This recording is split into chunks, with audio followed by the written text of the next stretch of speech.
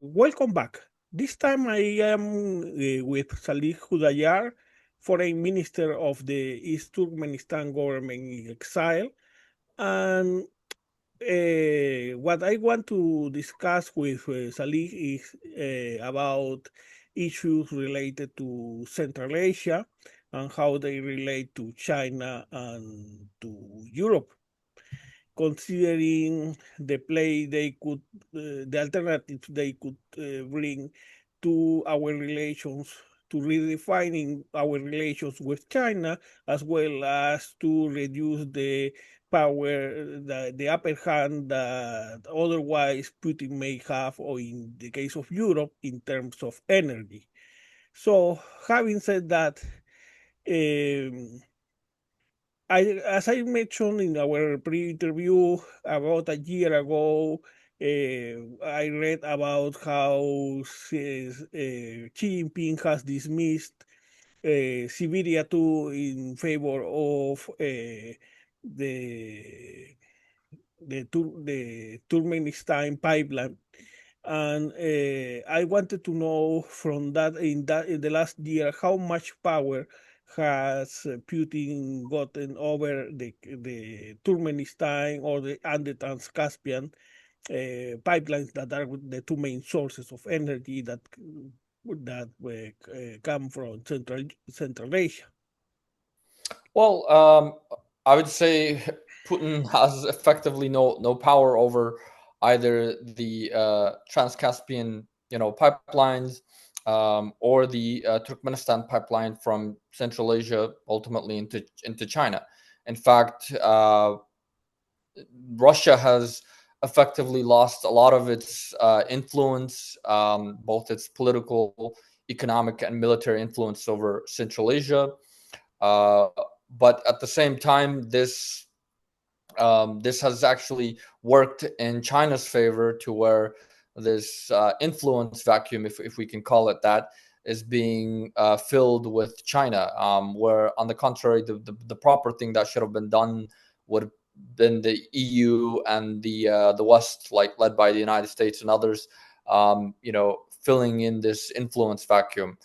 Just last week, China and the Central Asian republics, they held their second China Central Asia Summit, where they signed a treaty, a treaty on so-called eternal friendship and cooperation, and this has effectively made the Central Asian countries essentially de facto vassals, if not so-called autonomous regions under the PRC. And this is not a good thing, not a good thing for neither Russia, but at the same time, not a good thing for the West, including Europe, who are also facing an increasingly existential threat, growing existential threat from China. Before we move to the issues of China and Europe, and as we mentioned, this is part of a huge miscalculation by the West, because, for instance, ASEAN, the countries of the Southeast have received lots of Chinese capital, and also lots of have lots of trade with the West. So they are not they are pretty much independent of both influences, and they could tilt in favor of China or the United States depending on their interests. In the case of BRICS, that's the case of Brazil and India. So it's yet that implies commitments on about investments, commitments, diplomatic commitments. So you can get to an understanding in this case with China to know that you don't want to displace them, but they don't. You just want these countries to have the same kind of independence or of autonomy, for instance, Brazil and India have. And it seems they're having a lot of miscalculation. They have forgotten, even though the Europe depends a lot of the Transcaspian. and yet there have been they have neglected this relationship. Yes, absolutely. I mean, the Trans-Caspian pipeline, while it effectively, you know, ensures that Europe will be free from Russian economic coercion, Mhm. uh, at the same time, it ties, Europe into more dependence on China, because the Trans-Caspian pipeline, it's actually being, another term that it's being used is the so-called middle corridor, Mhm. and China, that middle corridor is being an aspect of China's, Belt and Road Initiative. And if we know anything about the Belt and Road Initiative, it's essentially China's multi-trillion-dollar infrastructure and trade uh, platform, if we call it that, to seek global dominance or hegemony, in terms of trade, infrastructure, and political influence. And so this is the tricky part, is like, how do you balance against both China and Russia? Because while you're trying to push Russia, you're becoming more heavily reliant on China, and immediately you might not see the consequences of this. We are already seeing the consequences of this, but the consequences of this is going to be more damaging in the coming decades, and this is where the West, including the US and Europe, needs to, rethink their overall strategy on how to approach both Russia and China. So that brings me that brings one more question. It's an issue that is very intertwined with the issue of giving Central Asia more autonomy with respect to both Russia and China, is the progress of democracy. Because after the fall of and even before the fall of the Soviet Union, corruption and autocracy was authoritarianism were even reason for parody in the case of Central Asia. How much progress has Central Asia experienced on this field, democratization? Well, in terms Excuse me. Yes, what size do we have of just to bring what we talked in the pre-interview? What size do we have of something resembling the Orange Revolution in the case of Central Asia? Well, in terms of Central Asia, I think the best example would be, in terms of, some form of democratization and, popular revolutions in which the people rose up against their, their governments. I think Kyrgyzstan would be the best example. They've had, I'd say, five different revolutions since 1991, five different changes in governments. Um, and it has brought some democratization, but not as effective as you would seen in other parts of the world. And this is because of two main things. One, it's like the systematic situation in these countries. These are post-Soviet countries. They've been under colonization and authoritarian rule for, I'd say, the last century. So the idea of democratization is not very well known. It's still a process in the making, but there has been some positive, developments in where some, as a younger generation of post-Soviet leaders are coming to power, to and shaping governance in the Central Asian republics. They are, making the necessary, changes to integrate Central Asia into the global, into the global community. So you have some economic liberalization. You have some,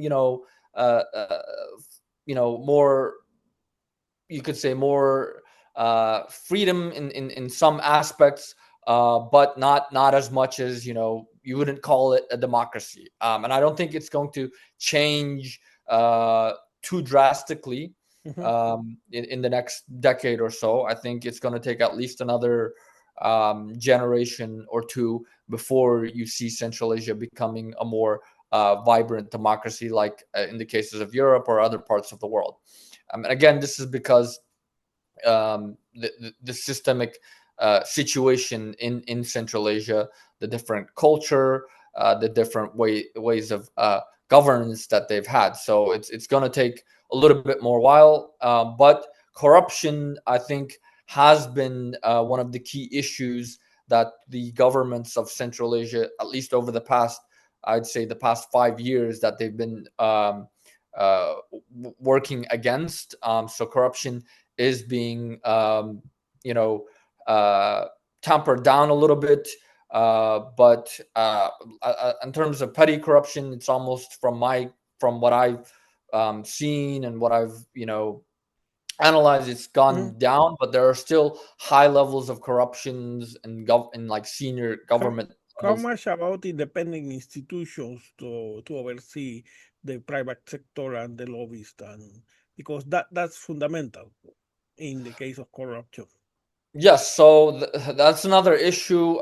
In some countries, they've been trying to allow more freedom in terms of NGOs and whatnot. But in Central Asia, actually, what we are seeing is, especially in the case of Kyrgyzstan and even in Uzbekistan, you're seeing a reverse. You're seeing the government clamping down on foreign NGOs as China's dominance in Central Asia grows, because Mm, China, its fear is that if the West, continues to engage with Central Asia, and of course they're going to engage with NGOs to promote democracy, human rights, and whatnot. mhm. This is directly challenging China's sphere of influence, and it's directly challenging China's projection of authoritarian governance in Central Asia. So you have governments like in Kyrgyzstan, they've been pushing bills that essentially uh, de facto criminalize certain NGOs, or make NGOs being registered as foreign agents.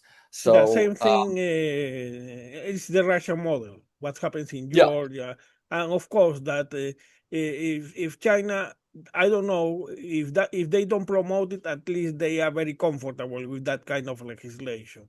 Oh no, yeah, they are actually effectively promoting it. Mhm, Even if you look at their, so China rolled out the global, security initiative or something, in which it's trying to push back mhm. against so-called Western color revolutions, or interfering in so-called their internal affairs via politicization of human rights issues.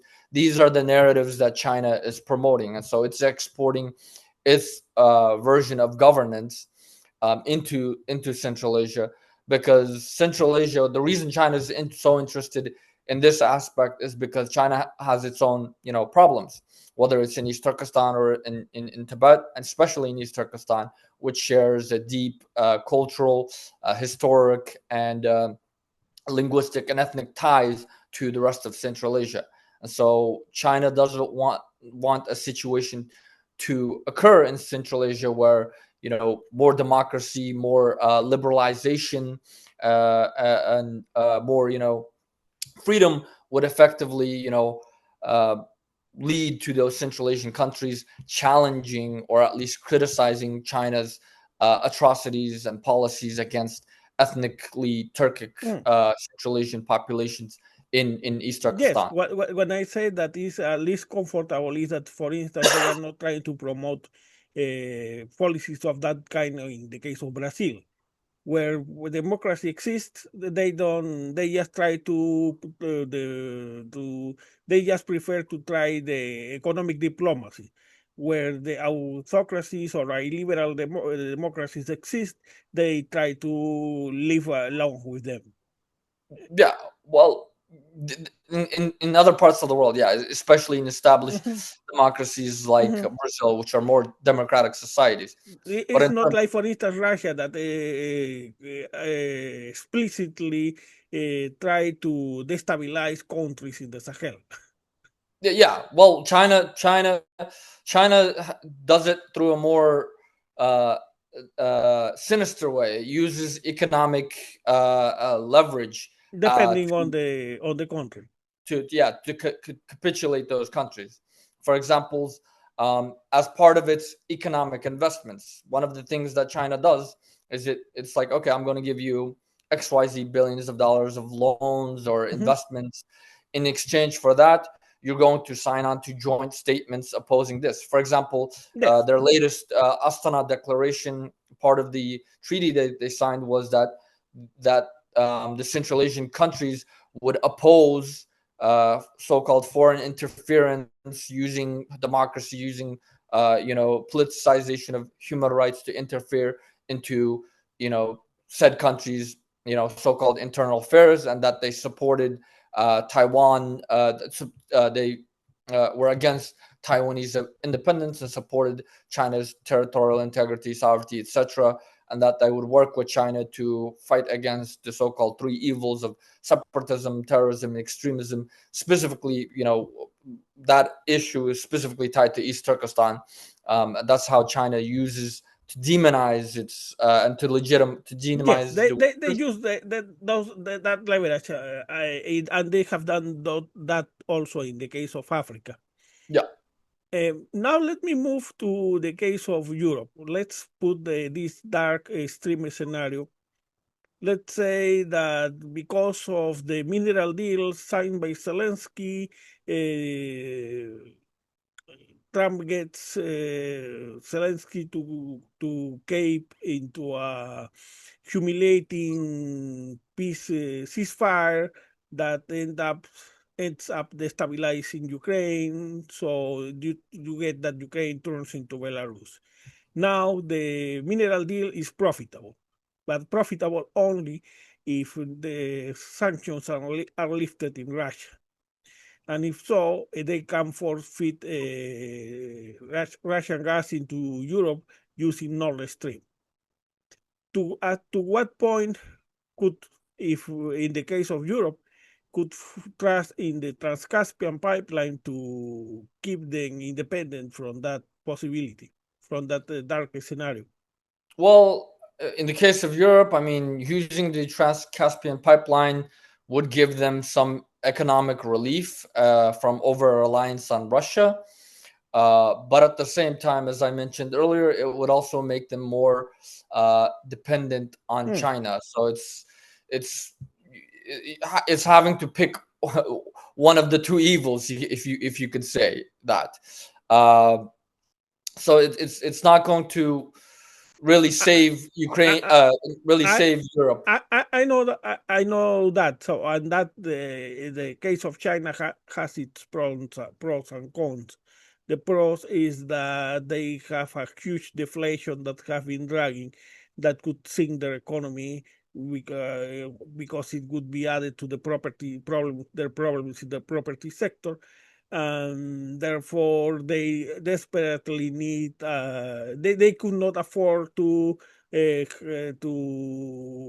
in such a fight with the West that they cannot, that the Western markets are foreclosed. In the short term, in the long term, they aim at the Southwest, to the global South, but in the short term, they need the European and American markets, the European markets more than they need Russia. Yeah. Um, but so in the I know I am focusing more in the short term, but in how much if you could put as percentage, how much of Europe consumption could be covered by the Trans-Caspian pipeline? Well, it depends on if they go through with it, and that's going to take even at least half a decade, if not more than a decade, to fulfill this process, to get all the necessary conditions and getting all the pipelines and the different countries to agree to this new framework. And even that, I mean, that's going to maybe 50% of their reliance is going to be covered by that. And But not as I even now. It will be in the future, in yeah, 10 yeah, years. even right now they Right now, even right now they would have to, work with all these different countries that this proposed pipeline is going to run through, yeah, and to Georgia especially. yeah, to get them all on agreement, Mhm, and all of them have different, different objectives, different goals that they mhm. want to achieve. So finding a solution, a mutually accepted solution is going to take time. Building the necessary infrastructure is going to take time. So in the short term, it's going to take at least 5 to 10 years to put this process into. That assuming that Georgia can free itself from Putin, because right now they are practically their model for other countries like Slovakia or Moldova. Is a country that they have submitted Georgia, and pro Putin, pro Russian Georgia is going to delay as much as possible the Transcaspian, right? Yes, and at the same time, there's a fear that if Russia feels, if there's the possibility that if Russia under Putin feels threatened enough by this, if they see this as, an existential threat to the survival of Russia, you might Mm. see Russia invading Georgia as well, like they have done in the They past, they right? don't- they don't need it unless they have their own orange revolution. They don't need it. They already have it. Yes, but there's still, some being pushed, some pushbacks. Of course, you have, opposition leaders pushing back against Russian influence. So if the U.S. and Europe and the West, work to, put more pressure, you could see a revolution again in Georgia. But at what cost? Would Russia stay silent to that, or would it, try to do the same thing that it did with Ukraine? So there's that. There's these risks that you have to, take into factor. Like, what would So how in would you, the dark scenario I picture, Europe would be just have to resign to reopen Nord Stream, or do they have any alternative?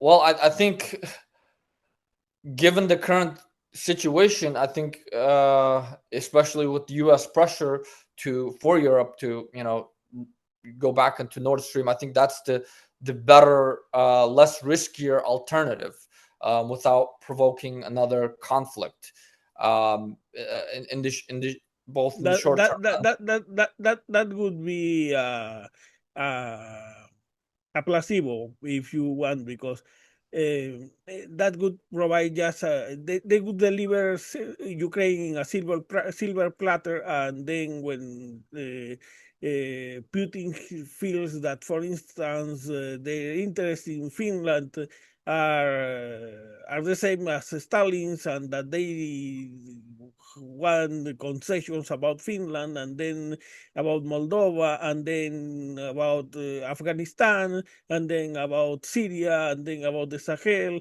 and it would be endless, because you are not dealing with an actor that is on whom you can trust. Is Well, yeah, Putin?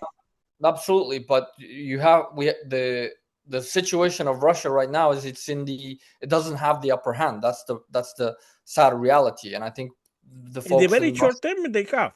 It would depend on the transition. Well, yes, but it also depends on if the United States is able to, uh, apply effective pressure on those forces, other countries that are keeping the Russian economy and war machine alive, namely China. For example, if the US were Hmm. to apply effective economic, and the West was to apply effective economic pressure and, secondary sanctions on, countries like China for continuing to, fuel the Russian economy and effectively their war machine in Ukraine. And you have just mentioned something that is fundamental, is that if the lifeline provided by China to Russia were cut today, the Ukraine war would end in a matter of weeks, no more than a few months.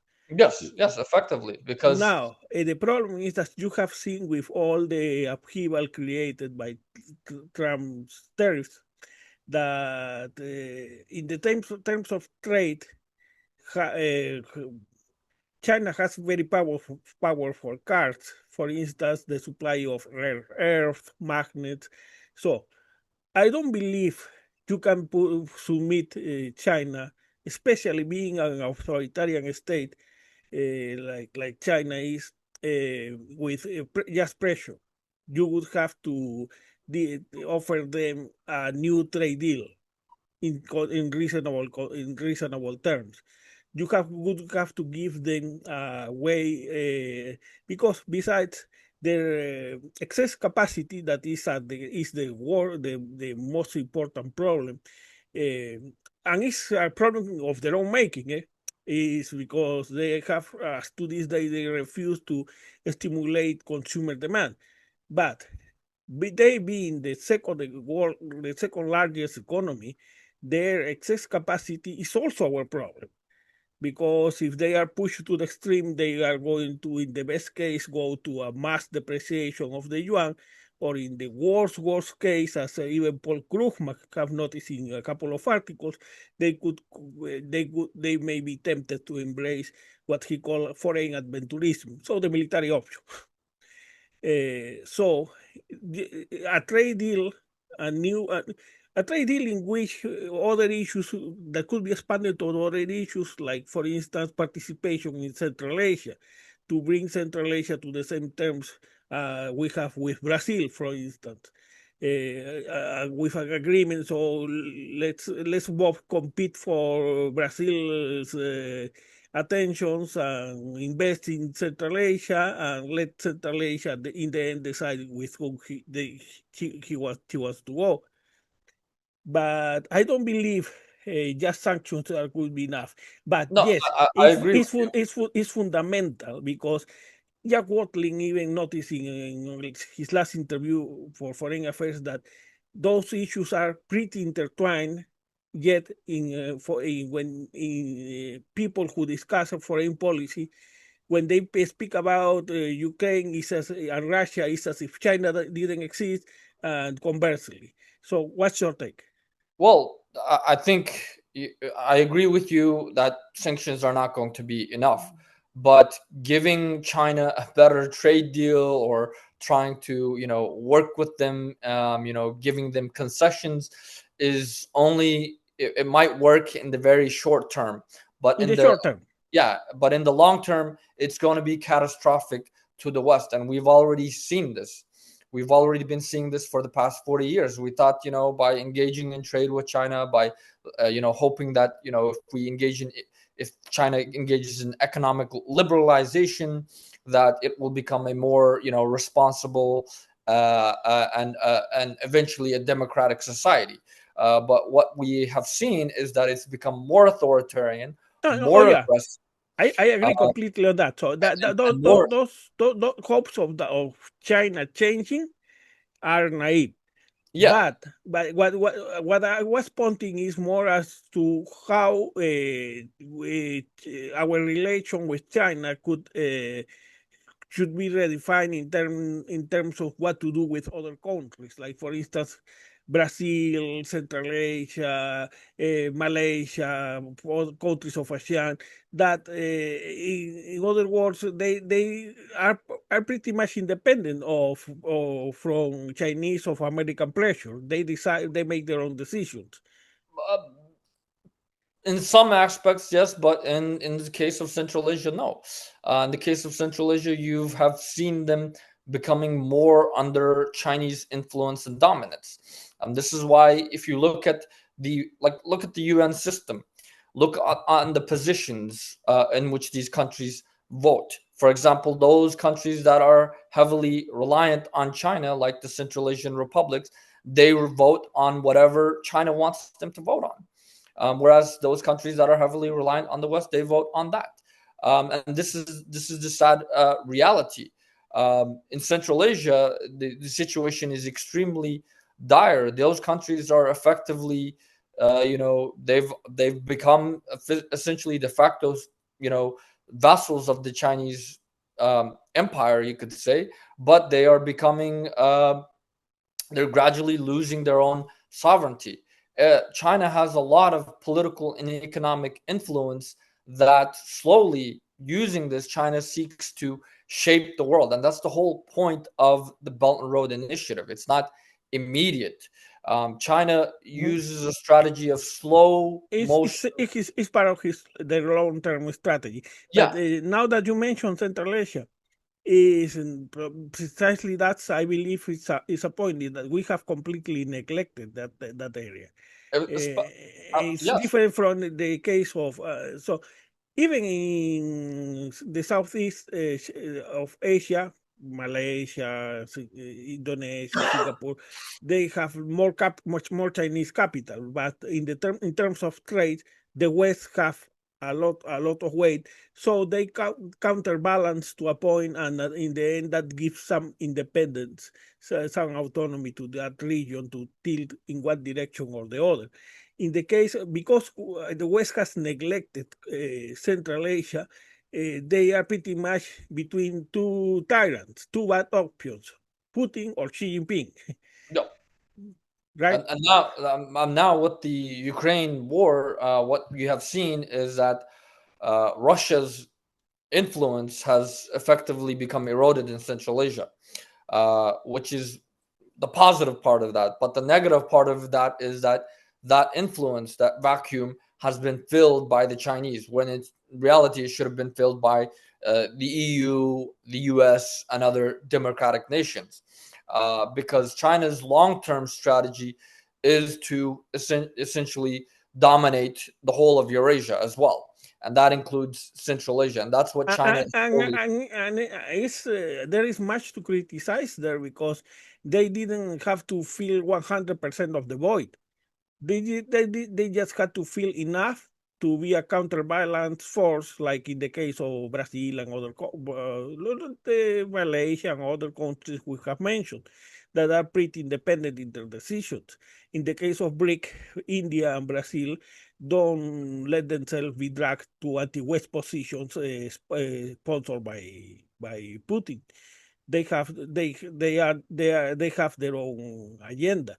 Yeah. So you didn't have the West didn't even have to feel 100% as if this were a game zero sum game, but they just had to do enough, especially when they depend or they would depend they may depend on the Trans-Caspian pipeline to for energy. And there's the issue of rare earths as well, and critical Besides, minerals. mhm, Central Asia has a lot of rare earth and critical minerals that the West, if it properly invested in Central Asia, could use that, and could, use that to break free from its over reliance on China. Because sadly, right now, and why do you believe the West has been so neglectful about the Central Asia? one is because the lack of understanding, the lack of, long term vision. For example, China's vision is that China, it plans 50 years, 100 years Hmm. in advance. If it wants to pursue something, it starts planning it. Hmm. Like if it wants something 50 years from now, it starts planning for that today. Whereas with the West, in most democratic societies, you have, you know a frequent change of governments And or leadership. they plan for the electoral cycle. Yeah, they plan for that electrical cycle, and they don't have a long-term strategic vision Hmm. on how they want how they foresee the world, or how they foresee the world Hmm. to their own interest. And this is why it's like that. And the second part is because of the geographic location as well. um, Central Asia is, in the center of Eurasia. it Hmm. it doesn't, no Western country borders Central Asia. They don't have that immediate, uh, connection to it. Central Asia is very landlocked.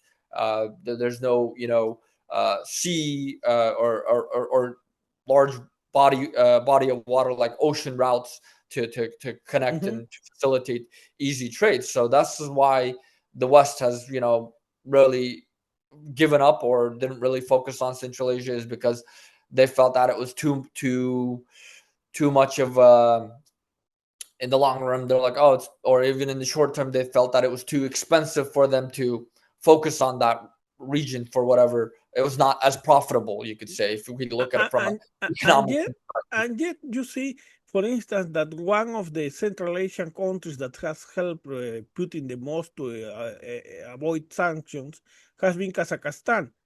Kazakhstan has been importing and then exporting to Russia many of the items that were supposedly forbidden. So when there is a stimulus, there is the means to create commerce, to create trade appear. Besides that, you see that Europe needs energy. They look compare that to China, and I agree. So China tries not to over rely on grains or on energy from Russia. Before the war, they rely on grains. They rely more on Ukraine. In the case of energy, they prefer the the to Iran, the Turkmenistan pipeline to yeah, Siberia too.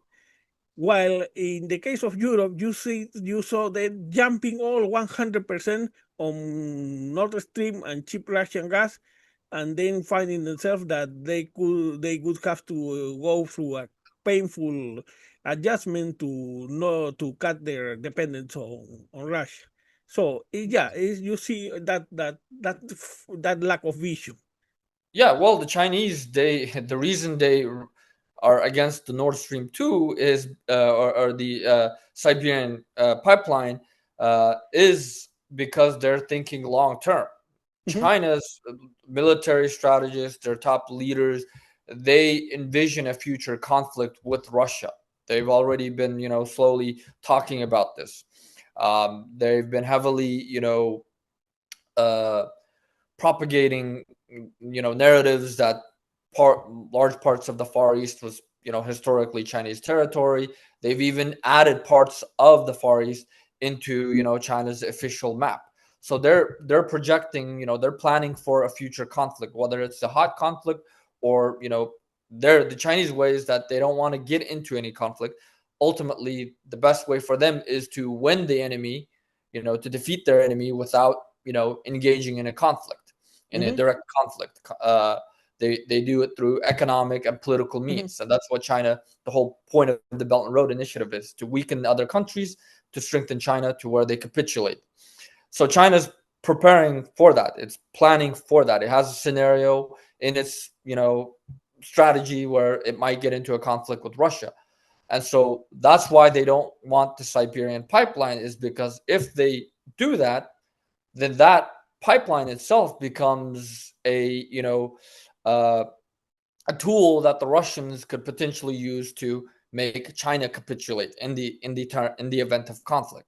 So this is why China's focused on the Turkmenistan pipeline. But a possible conflict is in the very distant future.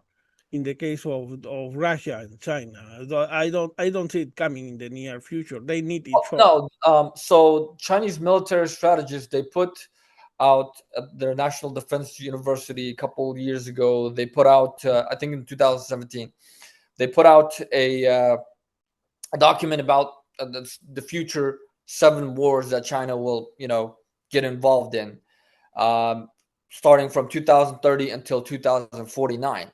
And part of one of those wars is taking over the Russian Far East, or recovering historical Chinese territories, as the Chinese call it. But probably are just work hawks that are pretty marginal, like the Rand Corporation is here sometimes.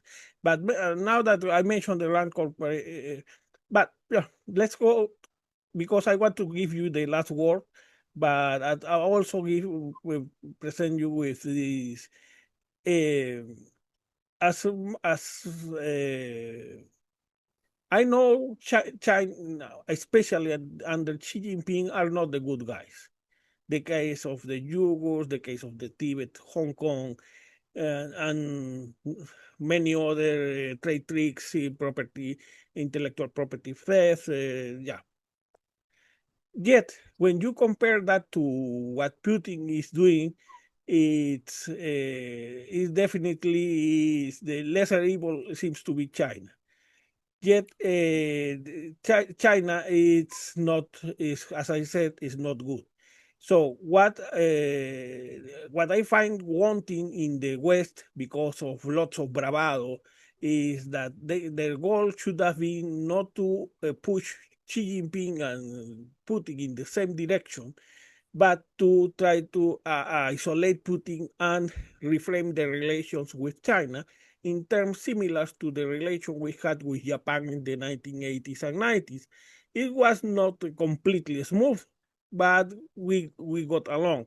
And that also gave us the possibility of have influence in Chinese policy, in Japan's policy. In this case, would be the case of China, for instance, to make him more amenable to respecting at least their word in cases like the Hong Kong or the human rights of minorities like the Uyghurs. So I wanted to give you that this question, and in the last 5 minutes we have also give you the last word. Well, I'm gonna have to respectfully disagree Mhm. uh, that China is the lesser evil because China is the greater evil. The level of threat that China poses to the level of threat that Russia poses to Europe, to the West, to the global security as a whole is much less. Russia is a lot weaker than China. In fact, what you propose, the U.S. and the West has already been doing. In a similar, well, let's engage with China economically. Let's give them a better deal, and then hopefully they will align with us. We've been doing that for the past 40 years, and what has that brought? China went from uh, a small, impoverished nation, a weaker, impoverished nation that could not challenge, the West in any sense, really, to the second largest economy, to the leader in almost every emerging industry, to where it's engaging in theft of U.S. and Western technologies, to where it's spreading its influence into every uh, field of society, whether it's politics, whether it's economics, media, etc. And this is the reality that are that the proposed plan back in in the 70s and 80s. We will open up, we will liberalize China. China will become like us. On the contrary, China has become more and more aggressive. Yes, what's happening in Ukraine is catastrophic. We don't deny that. Uh, what Russia's doing there is unforgivable. It shouldn't have happened, and yes, we need to. I believe we need to break apart Russia and China from one another, but we need to do it in a way that China does not benefit. In a way that we have to think long term, strategically. We have to understand the Chinese, their strategy, because their strategy is precisely this: they give us false promises. They'll sign trade deals momentarily, and then within a year or two they will completely go against all their promises. The If that, Chinese, if they're let me add something there is that I'm not for it's true we have already tried giving like in the Clinton era lots of liberties to China. What I mean is something more on the lines of the case of Japan. You put well, conditions for the for that opportunity. we did the US put a lot of conditions. Part of the conditions was economic liberalization. You're going to respect human rights. You're going to respect even when the UK handed over Hong Mhm. Kong to the Chinese, they put a condition, uh, uh, uh, one country, two systems. But what did that happen?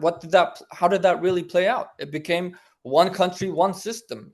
On appearance, Hong Kong is Mhm. democratic, but everything is being dominated by the Chinese, to where the Chinese Communist Party is effectively controlling every aspect of Hong Kong, to where the freedoms that the people of Hong Kong had 30 years ago, if you even dare to criticize the CCP now, you're going to be charged as, a foreign Mhm. agent, etc., and being arrested under their national security law.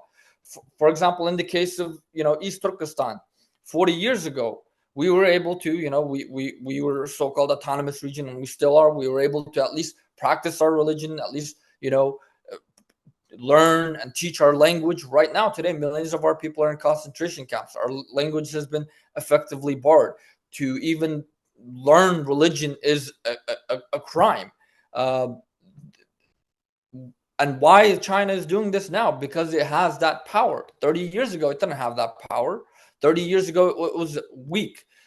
And it's only after Xi Jinping came to power that China has, been able to get enough political, economic influence over the world to where it's like, okay, now I'm confident that the world won't criticize. For example, in the case of Ukraine, the International Criminal Court, uh, you know, prosecuted Putin for the forced deportation, or forced transfer or abduction of 25,000 Ukrainian children from their families. In the case of East Turkestan, the Chinese government itself, in I its own see. I see this. stated, This is over going to require. over 900,000 of our children have been abducted, and no international criminal court investigation. Let Many me governments call let it me as propose genocide. something. Nothing. Let me propose something. Let's meet again in a couple of weeks. This time to talk exclusively about China. Sure. Sounds good. Perfect. Because now my first interest was Central Asia, but I want to be fair because what you see, it deserves attention.